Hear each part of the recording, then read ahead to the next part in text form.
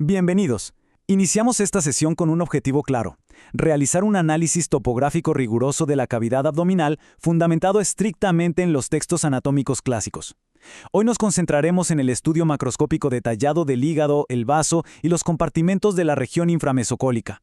La comprensión exacta de estas estructuras y de sus relaciones espaciales no es opcional, es absolutamente indispensable para dominar la anatomía sistémica y para su futura aplicación en la práctica médica y quirúrgica.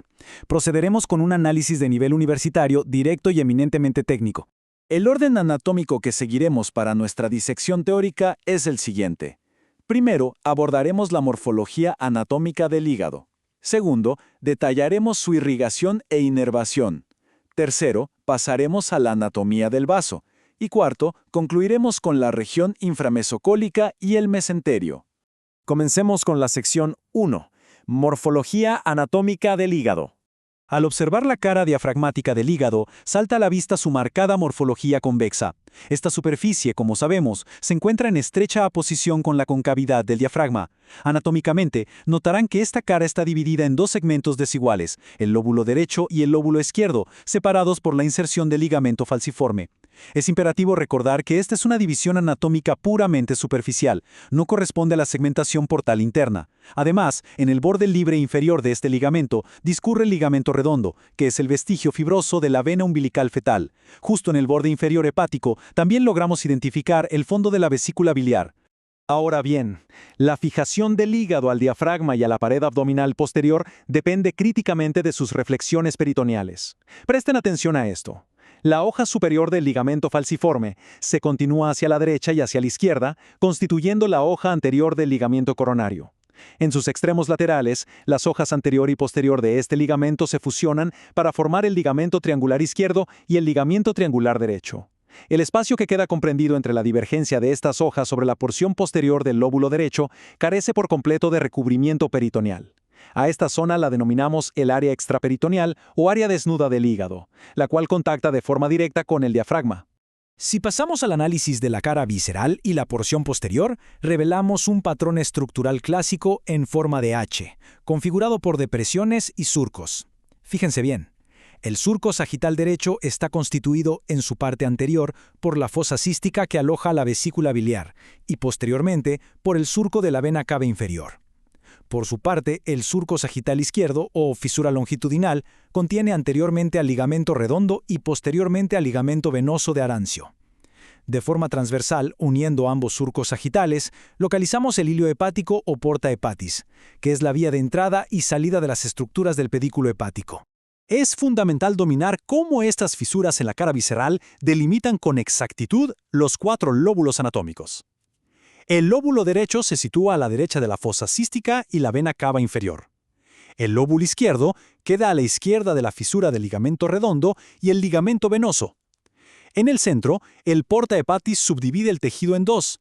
Tenemos un lóbulo cuadrado, en posición anterior, delimitado por el ligamento redondo medialmente y la fosa cística lateralmente, y un lóbulo caudado, o de Spiegel, en posición posterior, limitado por el ligamento venoso a la izquierda y la vena cava inferior a la derecha.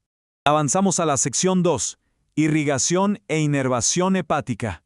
Retomemos el porta hepatis. Este representa el sitio exacto de confluencia vascular y biliar. A través de esta fisura transversal profunda, las estructuras penetran y abandonan el parénquima. Debemos memorizar el orden anatómico estricto en la porción más distal del pedículo, justo antes de su arborización intrahepática. Habitualmente, sitúa a la vena porta en el plano posterior, al conducto hepático común en posición anterolateral derecha y a la arteria hepática propia en posición anteromedial izquierda. Todo este paquete discurre contenido celosamente dentro del ligamento hepatoduodenal, una porción fundamental del epiplón menor. En cuanto a la perfusión aferente hepática, sabemos que es dual. La vena porta es responsable de suministrar aproximadamente el 75% del flujo sanguíneo. Su formación anatómica ocurre en el retroperitoneo, exactamente por detrás del cuello del páncreas, y se da mediante la unión de la vena esplénica y la vena mesentérica superior. Frecuentemente, la vena mesentérica inferior desemboca en la esplénica poco antes de esta confluencia. A partir de ahí, la vena porta asciende hacia el porta hepatis, conduciendo sangre venosa rica en nutrientes proveniente del tracto gastrointestinal y del vaso. El componente arterial, por otro lado, es provisto por la arteria hepática propia. Sin embargo, mucho cuidado aquí, porque las variaciones anatómicas en este territorio son altísimamente frecuentes y de suma importancia quirúrgica.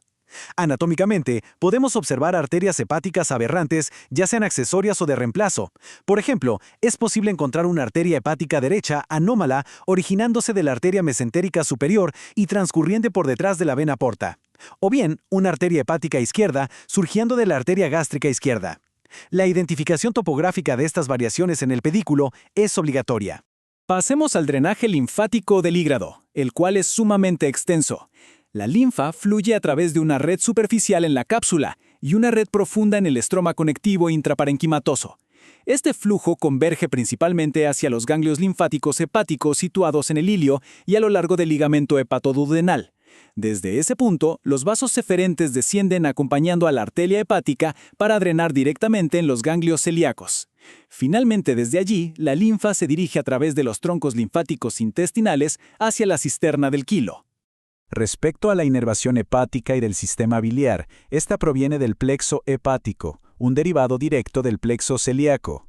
La inervación autónoma incluye contribuciones simpáticas preganglionares. Es clave recordar que sus segmentos medulares de origen se sitúan principalmente entre T6 y T9, haciendo sinapsis posteriormente en los ganglios celíacos. La aferencia parasimpática es provista por las redes del nervio vago, particularmente del tronco vagal anterior, que emite un ramo hepático específico. Las fibras vasomotoras son las encargadas de regular el flujo sanguíneo, mientras que la vía dolorosa visceral transcurre estrictamente asociada a los nervios simpáticos. Cambiamos de órgano. Sección 3. Anatomía del vaso. Al revisar la morfología externa del vaso, notamos que está definida por las estructuras viscerales adyacentes, las cuales dejan su impronta directa sobre la superficie del órgano. Describimos anatómicamente una cara diafragmática, marcadamente convexa, y una cara visceral, que presenta tres impresiones o caras secundarias.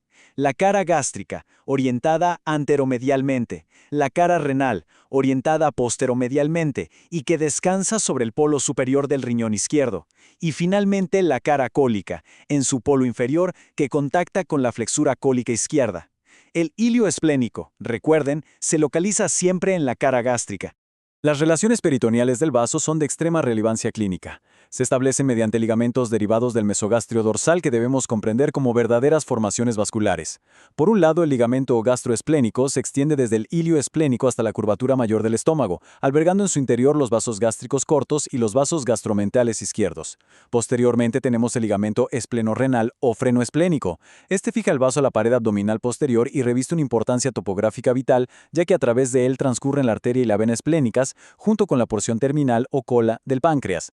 Para cerrar con el vaso, hablemos de su irrigación arterial exclusiva, que proviene de la arteria esplénica.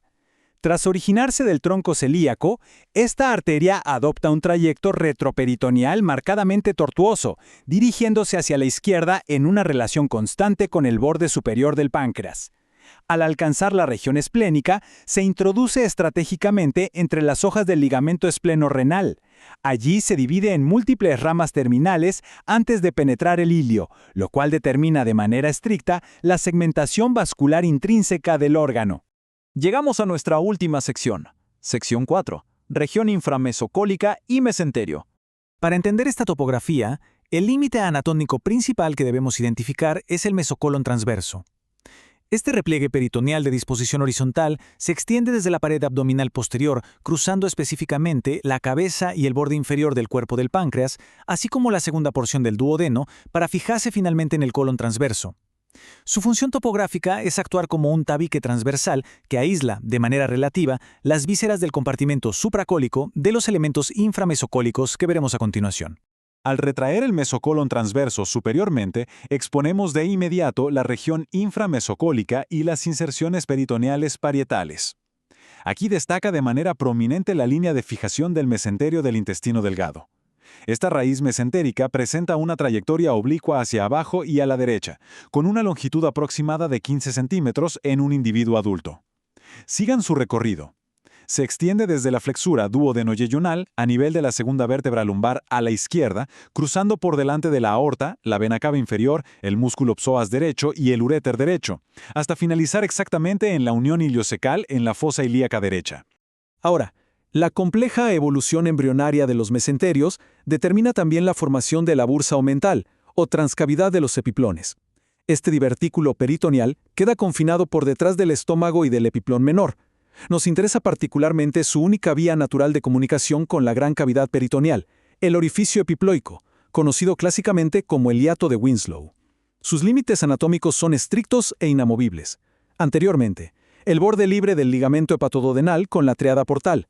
Posteriormente, la vena cava inferior. Superiormente, el lóbulo caudado del hígado. E inferiormente, la primera porción del duodeno. Analicemos el contenido. El compartimento inframesocólico se encuentra subdividido por la propia raíz del mesenterio en los espacios infracólicos derecho e izquierdo.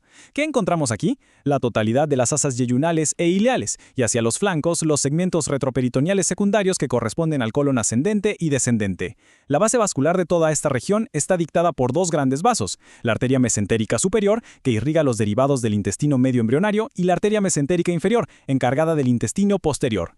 Ambas discurren acompañadas estrictamente por sus drenajes venosos, colectores linfáticos y los plexos nerviosos autonómicos preaórticos. Tras este minucioso escrutinio anatómico, es imperativo que establezcamos la correlación clínica.